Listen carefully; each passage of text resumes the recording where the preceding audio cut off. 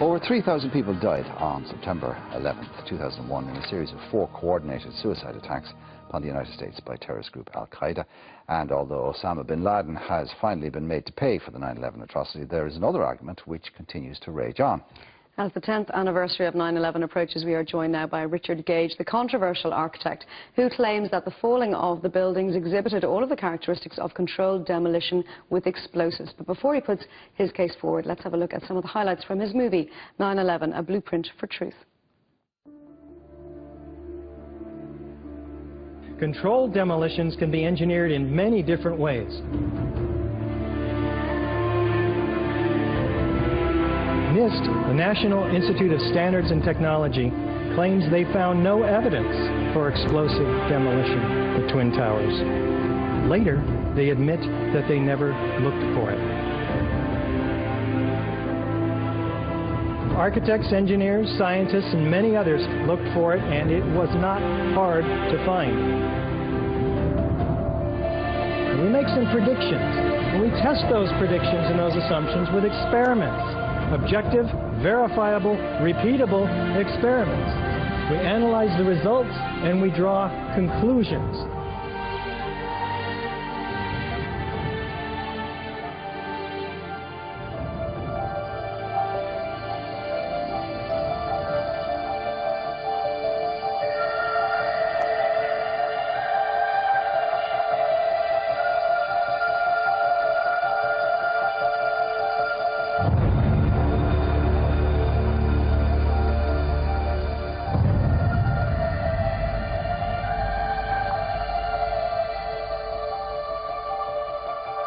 I think I know an explosion when I hear it.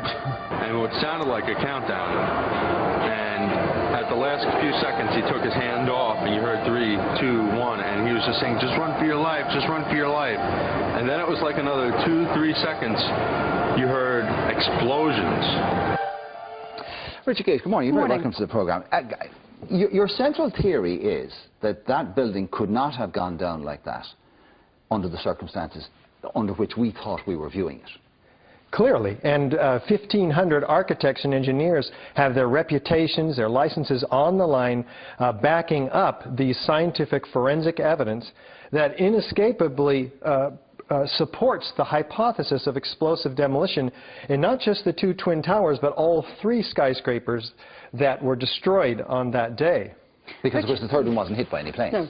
Yes, World Trade Center 7, the 47-story skyscraper, comes straight down uniformly, symmetrically, as you saw, into its own footprint. The official cause for that is what?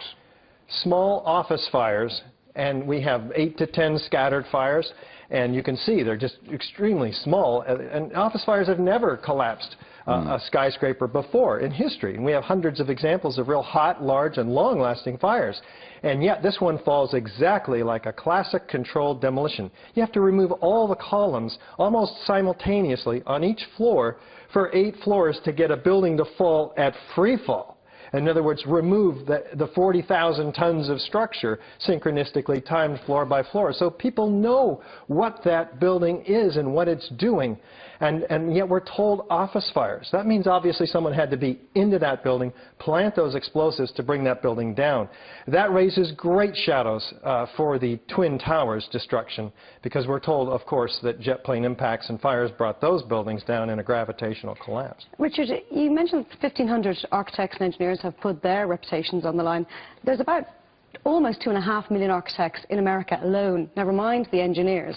So if on a worldwide basis you add up the figures, they're in their millions, architects and engineers. So 1,500 is a teeny tiny percentage of people who are willing to support you. So why haven't more people come on board with your belief? It's not just a theory, it's a genuine belief. Well, and it's not even a belief, it's scientific forensic evidence, which when those architects and engineers get at least a half an hour to look at this evidence that we provide on our DVD, and that we're going to be speaking about on the 11th and 12th in Dublin and Dundalk and Cork on the 15th, we see it, and they end up agreeing with us, 95% of them. How long have you been pursuing this cause? About 4 years now. And still it's only 1,500 professionals are agreeing with you? Oh, this is a lot of professionals when you consider that most of them know nothing about the 3rd worst structural failure in modern history, World Trade Center 7.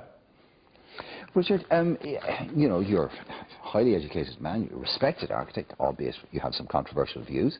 You have 1,500 other professionals and academics who support you. Why are the American government not taking this more seriously?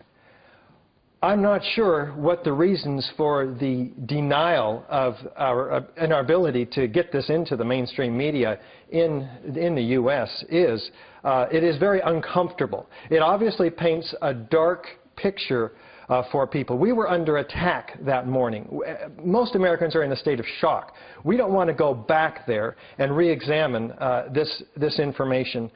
It is just simply not easy. There's a cognitive dissonance associated with 9/11.